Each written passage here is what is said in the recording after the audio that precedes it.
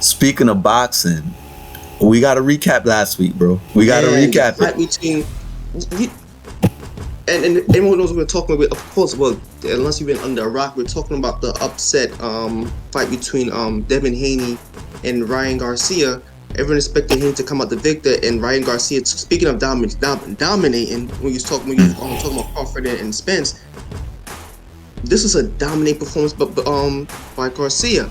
But this is what I want to bring up before we can go into the conversation of how the fight went. That 3 pounds. No one wants to talk about it. But that 3 pounds. How do you feel that Ryan purposely keeping that 3 pounds affected or gave him the advantage in his fight against Haney? Because everyone talking about just 3 pounds, but I remember, like you mentioned, those last 3 pounds are the hardest to get rid of. It's like when you have a wet cloth and that first squeeze, all that water come out. That's easy, but those last few squeezes, you gotta bring it even tighter to get that last piece of water out. And that's what those 3 pounds represent. How do you think that affected gave him the advantage? Did you think it gave him an advantage in the fight? And do you think the fight would have been different if he had made weight? You know, it's crazy, bro. I had a whole week to stew on this, and so I'm gonna start with this. I gotta answer this in sections. In boxing, I was disappointed that Ryan didn't make the weight, and then it seemed like he didn't put a lot of effort into it. In boxing. And there's a lot of people that's very dismissive of this, especially people that's anti-Haney or maybe pro Ryan. Garcia? Yes. 3 pounds in boxing, like when you miss weight by 3 pounds, that's a lot. That's a lot in boxing. Like, I challenge anybody to go in the history of boxing, like championship level boxing, when the title's on the line, and see somebody miss weight by 3 pounds. Like, go to anybody that watches boxing, look it up. That's big. You see a half a pound, you might see a pound, maybe a pound and a half. 3 pounds is crazy. Here's the thing. They both made. I'm gonna reiterate this. Reportedly, Ryan Garcia made up to upwards of 50 mil, and Devin Haney made upwards of 35 mil. I've seen, but here's the thing, bro. See, back in the day, guys would, and I feel like MMA may be a little bit of a catalyst of this, but guys used to make guys lose the weight, bro, or no fight. Yo, you got a half a pound to shed your half a pound, shed your 2 pounds, shed your pound. You gotta shed more light on for that a year. For an hour, they'll tell them, yo, you gotta come back and make the weight in an hour. Come back to the scale and make weight in an hour. The reason why I bring up MMA is because in MMA, that's when you started. It was UFC where you start to hear, people starting to get more of a part of people's purses for that. Okay. That wasn't happening in boxing like that. I felt the way about the 3 pounds, but I feel like Haney picked the money over the dub in a sense. And the reason why I say that is because Haney could have easily said, think of the money that was at stake. Haney could have said, no fight until you make the weight. Haney could have said that, bro. But what did Haney say? A pound, 500,000 per pound. The second Haney says that, at this point, Ryan Garcia knows, you know what? I'll just pay him the money. Just pay up. I'll just pay him the money. I think Ryan Garcia was trying to make the weight up until that point at the press conference. It probably clicked to him to say, all right, you know what? Why starve myself like I did in the Tank fight? I just give him the money. I think Devin put his foot in his mouth with that. I think that, and that's why whoever's crying about the 3 pounds, which that was me, when I really thought about it, I said, nah, He could have forced the issue for the win. You're already going to get millions. But that's not what he did. He took the money. So you really can't complain about it. You really can't complain about it. Do I think it's a difference? It could have been. It could have been. It could have been. But it wasn't. I mean, we saw. Haney kind of. That's fair point. That's 100% fair point. It took me a week to come up with it, bro. It took me a week to come up with it. That was a hard thinking week, because that makes 100% sense. Because at the end of the day, you're right. Because at that point, if he says no fight, it's like he's going against his word to make the bet that he wouldn't. But could he have taken the said no fight and still taken the 1.5 million from Ryan? So you still got to pay my 1.5 because you're not even making weight. Well, I think that was more of a gentleman's agreement by word. So I mean, that's all if Ryan's going to keep his word. What's 1.5 million when you made 50 million fight and another 12 million off your own bet? So and if you reportedly bet 2 million on himself, that means he already has millions in the bank, and 1.5 would have been into him anyways. So right. To the bigger question, what do you see on the horizon for? Let's start with the winner, Ryan Garcia. 3 words: tank. A rematch? If you want to see, I want to see that rematch, bro. I want to see that rematch. There have been talks, and we don't know how really this is, but there have been talks about Sean O'Malley wanting to go in the ring and fight with him, but we're not gonna do any of the hybrid stuff right now. We're gonna keep it straight boxing. Tank. Because without the weight, without the weight clauses and all that kind of stuff. Well, this is why I want to see him fight Tank again, because what I noticed in his fight against Haney, without those knockdowns, Haney would have won, because Haney was outboxing him. That's a great point. And if he fights Tank, that now nullifies his power advantage, because Tank is why this is why we call him Tank. He has way more power in his punches, and he's a highly skilled boxer. So I want to see if Garcia will be able to rise to that occasion where his strength is no longer the advantage. What has he learned since their last bout? Yeah. And was it just the weight? Was it just the weight? So I definitely want to see him fight Tank. I definitely want to see him fight Tank. I like that. I like that. I like that. I would like to see that without the weight restrictions. Ryan accepting the rate. I respect Ryan because he makes fights. You know what I'm saying? Out of all of the guys in his class, between him and Haney, they seem to make the toughest fights. I seen Haney fight Lomachenko, who nobody wants to fight. Linares, I've seen him fight just about anybody, and including Ryan Garcia. And I've seen Ryan Garcia get in the ring with Tank, trying to make the fight, putting himself at risk with the weight situation, going there and fight Haney. So I respect both of them. Definitely Ryan. I think if they fight again, Ryan is to the stature now where he's already popular. The win over Haney puts him into the stratosphere in a sense where he doesn't have to take that kind of deal from Tank. So it'll be interesting to see what happens if they do make the fight. That would be a huge fight. That would make, if they made $50 million for Tank and Haney, for Ryan and Haney, I can only imagine what a rematch for Tank would do. Money. Yeah, that would be crazy. It was about the money. It was about the money. Tank and Garcia. That would be crazy. I'm just putting it out there. I could see each of them get at least $100 million. It'll be crazy. It'll be crazy. Fight. But let me get into who I would like to see Ryan fight. Tank is that's definitely up there. I would there's been a buzz about Ryan going up to 147.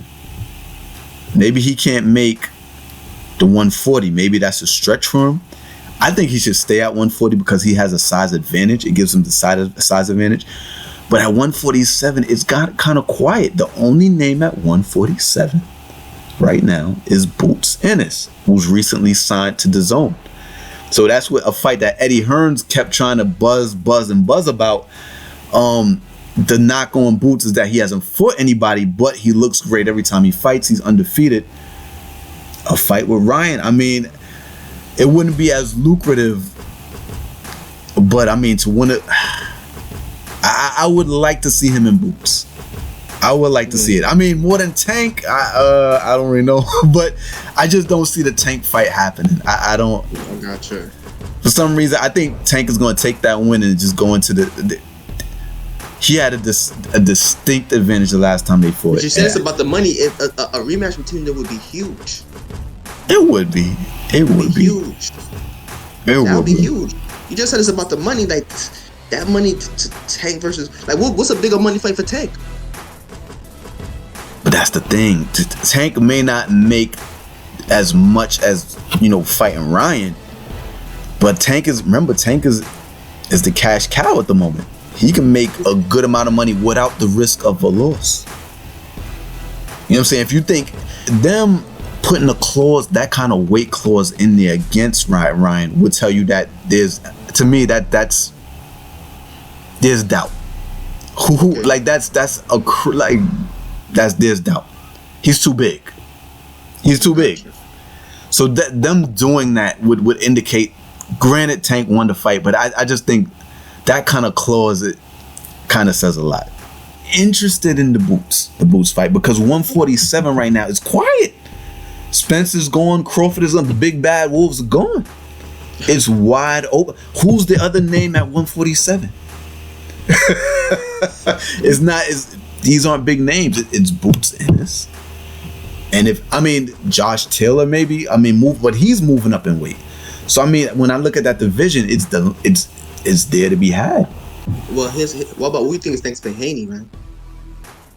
A lot of questions. When you take a L, it's funny. It's funny how boxing is such a "what have you done for me lately." When he beat Regis, it was masterful. Sky's the limit, and then we have this. Bro, it's a lot of questions. That's what I love about combat sports. Is what like you just said? What have you done for me lately? It is. Every time you go inside the ring, the octagon, the cage, the sumo wrestling circle, any you putting it all on the line on that particular night. So he put it all on the line, and he didn't come out the victim. But I have to give this to Haney though. Heart of a champion. He never stayed down. Never stayed down. But let me ask you something. Do you think, because I guess this goes into what's next for Haney on my side. There was a point in the fight, and I always think about Max Kellerman, great sports commentator, coverer, whatever you want to call it. He always would say, and this always made sense. He said, "What makes boxing dangerous, what makes a fight dangerous, is not the guy that doesn't have the chin. It's the guy that has too much of the chin. The guy gets knocked out on contact. He lives to fight another day. He's out. It's over. But the guy that sustains punishment for a long period of time is more." That's more damage and is more susceptible to be hurt. This fight, even though it was close and competitive, like you mentioned, which I don't. Ryan dominated in the sense that when he did hit Haney, he hurt him several times in the fight. Haney won the rounds he didn't get dropped in. He won almost every other round. There was a point in the fight, bro, where I was thinking maybe Bill Haney should throw the towel, which is Devin Haney's fault. I didn't like the way his legs were gone. He's a young fighter. He's in there with a dude. I don't know how Ryan didn't close the show. It looked like he was there to be had. Shout out to Haney for surviving, holding, doing whatever he took, whatever he needed to do. But do you think the fight should have been stopped? I think the ref should have stopped that fight. The ref or Bill Haney? You put it on Bill Haney, but no, I'm putting it on him. I'm just throwing it. I get what you're saying. I'm talking about the moment of the night when I was watching it. Yeah. I thought that the ref should have stopped the fight a long time ago. Like talking about Haney, I think it was more on the ref. It was obvious that Haney kept getting dropped. It was obvious that he was wobbly on his legs. And you're right, Bill was there. He could have he could have thrown a towel in, but the ref is there for the safety of the fighters as well. That's why we have the ref. Right. The difference between a street fight and an organized sanctioned fight is the Right. ref. Right. Right. And it was obvious that there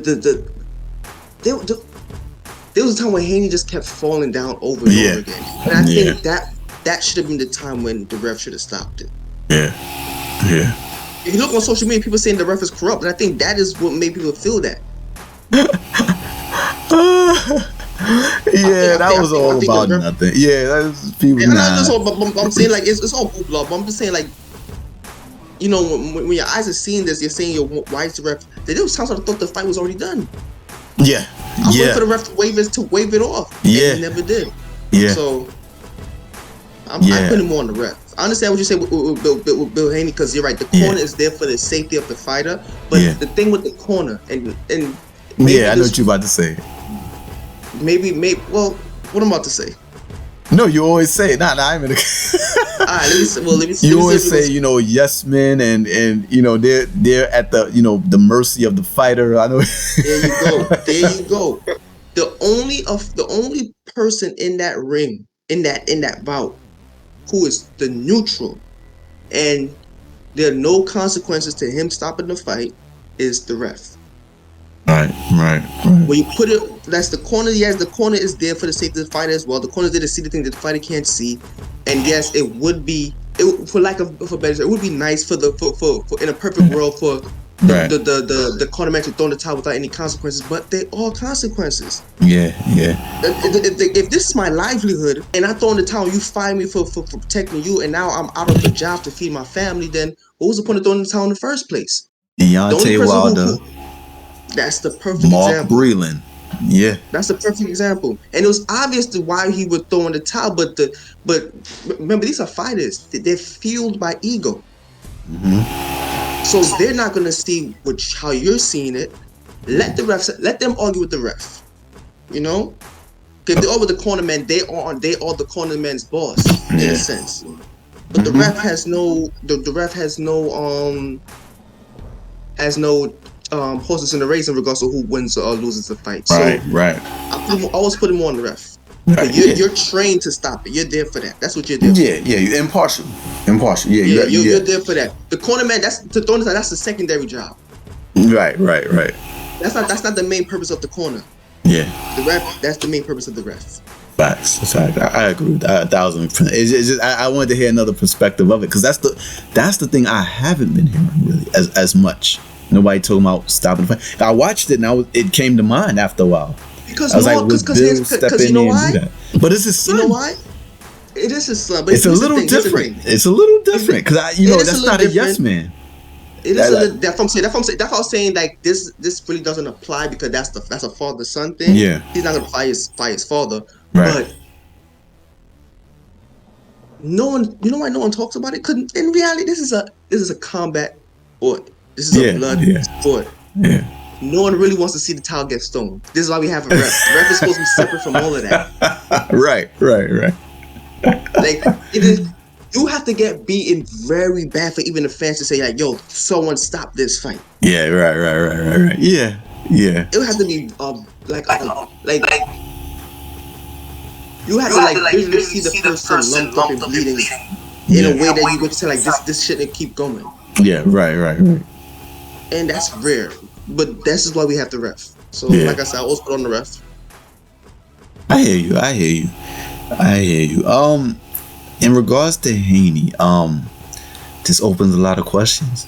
The first question I always have when a fighter's undefeated and he loses is, can he recover from the loss? First question I think is the loss. Does this loss define him? How many fighters have we seen not recover from the first loss?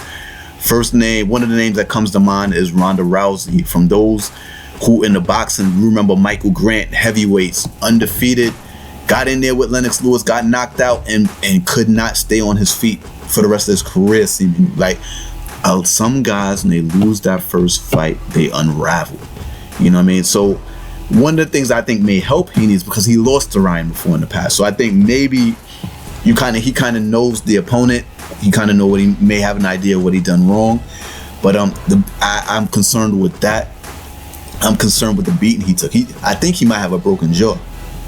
I think it's possible he may have a broken jaw just the way he looked after the fight. He took a lot And of. he still has his belt. That's another plus for him. He still has his belt, which still leaves the doors open for a lot of other fights. Bro, what's next for Haney is interesting because he's been trending up, taking all the harder fighters.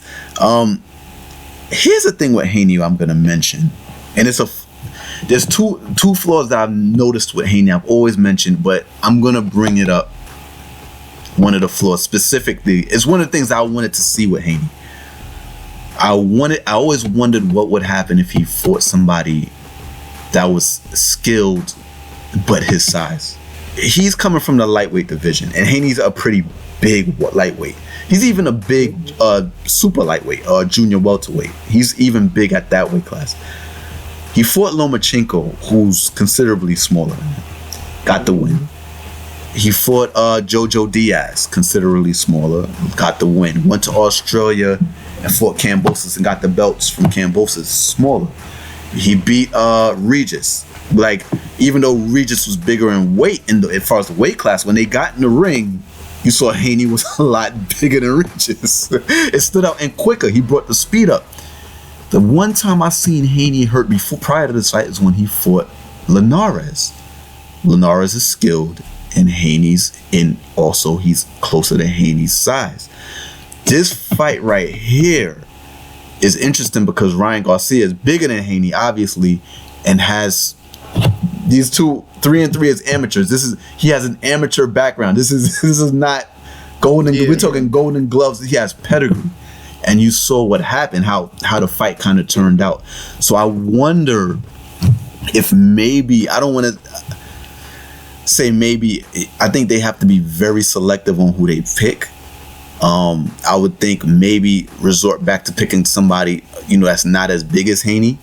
I don't think go back down in weight. I don't know if that would be it. I think Haney's kind of outgrown lightweight, but I think whoever they fight, it will be somebody that they know Haney can dominate boxing-wise, skill-wise. So at junior welterweight, I'm trying to think. There's sharks out there like Teofimo. I don't think that fight will come off, but there's some sharks there, but they can't put him in there with the sharks. I think they got to get him in there with a guy that he can outbox. Make sure his confidence is there. Make sure his confidence. That's the most important thing. He's a lightweight champion of the world. I mean, he's he has a super lightweight belt. Put him in there with a guy, his mandatory, or somebody around there that you kind of know that he would normally be under normal circumstances, and see if he's still there. Then he's still young. You want to make sure you build. Not throw him in there with a Teofimo or somebody in there, or a Tank. I wouldn't be surprised, bro, if Tank now all of a sudden, they're gonna try to pick that fight. Yeah, I would not be surprised. So you want to put him in there with somebody that, to get his confidence back, and somebody that he would be under normal circumstances. That way you can see where he is. As far as a name, I can't think of a name because I wouldn't. Well, that's the point. That's probably the point. We maybe you give him someone who they like his team would really have to look, like you said, look for someone that under normal circumstances he should be. Someone that he probably wouldn't have even given an opportunity to fight if he had beaten Ryan. Right. Because then he'd be on his way to another big money fight. But like you said, at this point, we need to see where he's at, and we need to build his confidence back up. So maybe the fact that we don't know a name is probably the point of who he should be fighting. Someone that we're like, who is he fighting now? And absolutely. And giving some up and coming boxer time to probably make his own name. Exactly. I mean, there's blood in the water. Yes, there is. That comes with the laws. Blood in the water.